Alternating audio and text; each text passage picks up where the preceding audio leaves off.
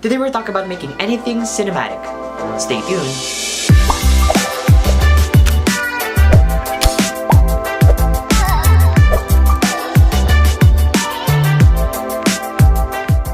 A few days ago, I was at the cemetery since it was obviously November 1.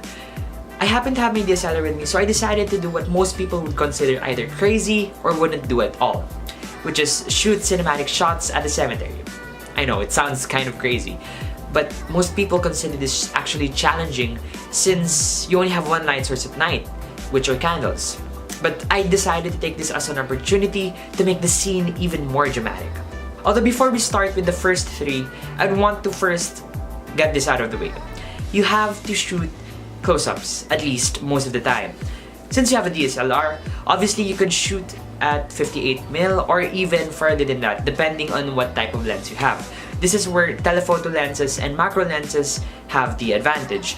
Most of the footage I shoot are usually close-up angles since this makes the shot and scene more cinematic. You have less of the clutter and more of the main idea.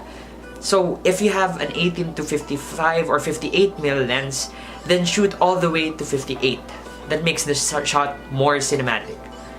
In fact, I made a short film recently since it was a class project, and I shot most of the scenes close-up since it makes everything more cinematic. Although obviously you don't have to overuse this, which was my mistake in the entire film. 90% of the shots were close-ups, so that you might want to avoid that. Although I can't stress over the fact of how you have to shoot close-ups. Although if you have a smartphone, then that might be a problem. But of course, you have a wide-angle lens on your smartphone, just try to zoom in or shoot closer to the subject, and this might make it more cinematic. Anyways, starting off with the first factor to consider, which is lighting. You have to make, or at least get the perfect lighting. It's kind of by trial and error, and you would know it's cinematic once the lighting's right there. Shoot by the golden hour, like sunset. Once the sun is once the sky is yellow and the sun is setting, you could actually get lots of cinematic shots there. You could create an amazing shot.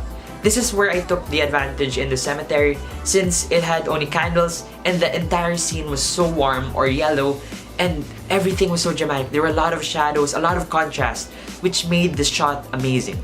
And to get a better look, I would suggest dropping the ISO to around 500 or 400 depending on the scene, and get an aperture of probably 5.6 or even lower.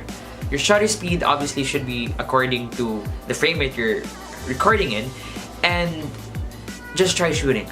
It makes everything so cinematic once you have the perfect lighting.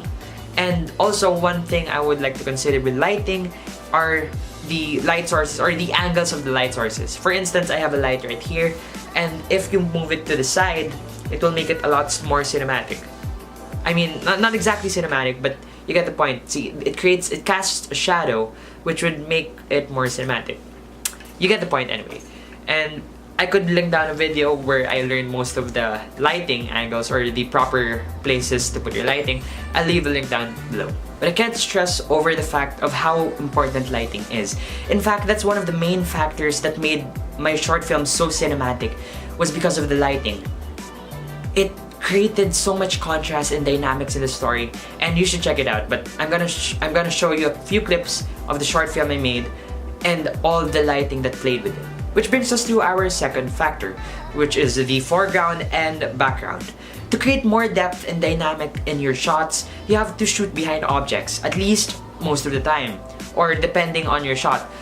Close-ups together with shooting behind objects would make the scenes so cinematic. In fact, that's what I've done multiple times in the end result, which you could watch later. And I shot lots of angles behind objects with the lighting together with close-ups, and it made it so much cinematic. It reveals objects and you can use it as a transition too.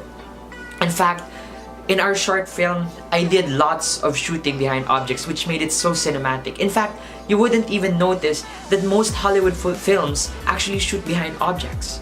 That's how they create depth and lots of dynamics in the shot, by shooting behind objects and playing with the foreground and background. For instance, you would shoot over the shoulder. This is your foreground and your background is the subject. It's kind of like that, and you get what I mean, right? Shooting behind objects makes everything more cinematic. Although you can't overuse this all the time, as usual, but you can use it most of the time. If you get what I mean. I know it sounds crazy, but that's the beauty of photography. It all depends on the situation. It's a case-to-case basis, and it all depends on you. You can break the rules and change however you want, but these are just guides to help you create your own art style. In my classes short film, as I've stated earlier, I use this to transition to other scenes, like shooting behind an object, shooting behind a wall, or shooting behind anything in order to transition to the next scene. It makes it a lot more cinematic, which is why a lot of people loved the short film. Which brings us to our last factor, which is the frame rate. Your frame rate depends on what kind of shot you want to make, but most of the time I would suggest either shooting 60 FPS or even higher when you want to make something cinematic. Most of the time, slow-mo makes everything better. And how do you achieve slow-mo? Shooting at higher frame rates. For instance, if you shoot at 60 FPS, you can slow it down and make it at 24 FPS, which would make it cinematic. Trust me, it works every time.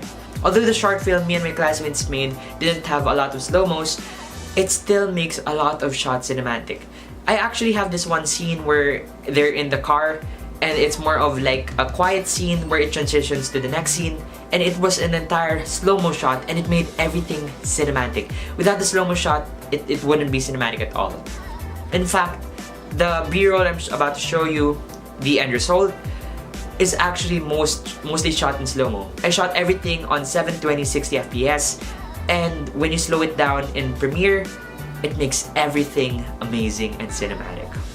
Anyways, those are the three main factors on which you have to consider if you want to make your shot cinematic. As in, you can make literally anything cinematic. You can make a fly cinematic or even a garbage can cinematic if you use these techniques.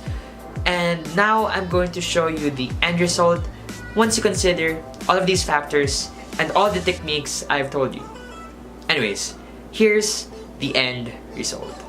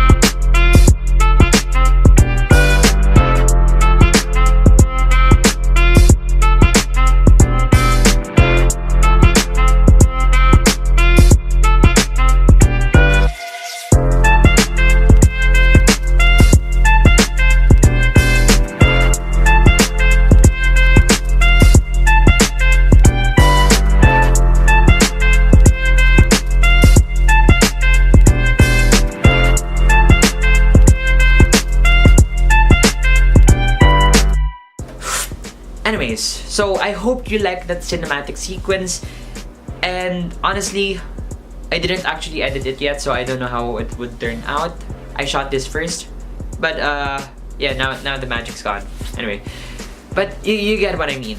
Just consider those three main factors, and if you want more techniques, then leave it down in the comment section below. I could make another sequel to this video, or I could even add an entire video talking about the techniques I use in making anything cinematic.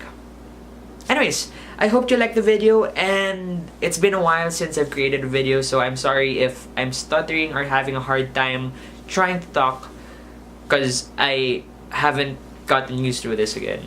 It's been almost several weeks, or it's been a few months already. But anyways, hope you like the video, guys, and it would be great if you could follow me on Facebook, SoundCloud, and Twitter, as well as subscribing to both my channels on YouTube. As always, thanks for watching, and I'll see you in the next video.